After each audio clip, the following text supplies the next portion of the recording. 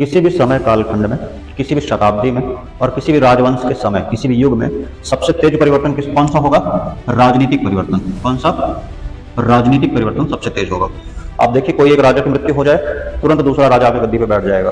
किसी एक वंश की समाप्ति हो, किसी एक राजवंश समाप्त हो या समाप्ति हो, तुरंत दूसरा राजवंश आ जाएगा। जैसे गुलाम वंश समाप्त हुआ, तुरंत खिलजी वंश समाप्त हुआ, तुरंत तुगलक वंश समाप्त हुआ, तुरंत सैयद वंश समाप्त हुआ, तुरंत लोधी वंश समाप्त हुआ, तुरंत मुगल वंश, ठीक, मुगल वंश समाप्त हुआ, तुरंत ईस्ट इंडिया कंपनी।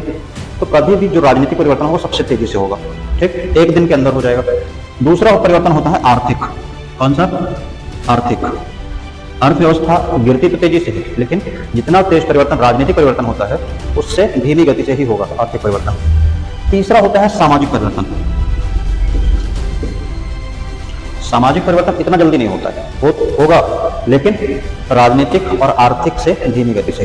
सामाजिक व्यवस्था लगभग 200, 300 साल, 400 साल इस तरह से समाप्त होगी। जैसे सती प्रथा चल रहा था, 400 साल चला पूरे मध्यकाल में।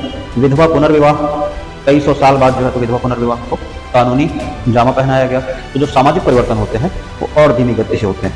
सबसे चौथा होता है सांस्कृतिक परिवर्तन। कौन सा? सांस्कृतिक परिवर्तन। इसमें परिवर्तन करना इतना आसान नहीं है और ना इतना जल्दी परिवर्तित होगा। संस्कृति मतलब हम क्या पहनते हैं, क्या खाते हैं, हमारा लोकगीत क्या है, हमारा लोक नृत्य क्या है, ये हमारी संस्कृति होती है। हमारा रहन सहन क्या है।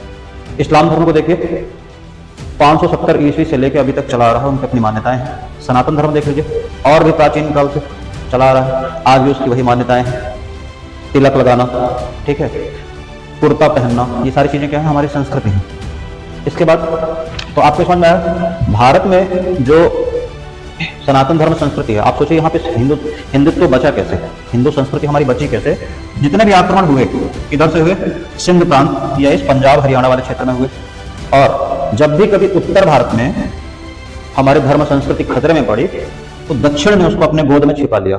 दक्षिण में हमारी धर्म संस्कृति बच रही। आज भी देख लीजिए, उत्तर भारत में बहुत सारी जो है मतलब हमारी मान्यताएं समाप्त हो गई, लेकिन दक्षिण भारत में आप देखेंगे तो उसी प्रकार से पूजा पाठ की सारी चीजें, पहनावा, पूजा की विधि, ये सारी चीजें कहाँ पे है?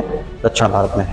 तो आप इस चीज से अंदाजा लगा सकते हैं किसी भी समय कालखंड में सबसे तेज परिवर्तन राजनीतिक, उसके बाद आर्थिक, फिर सामाजिक और फिर सांस्कृतिक।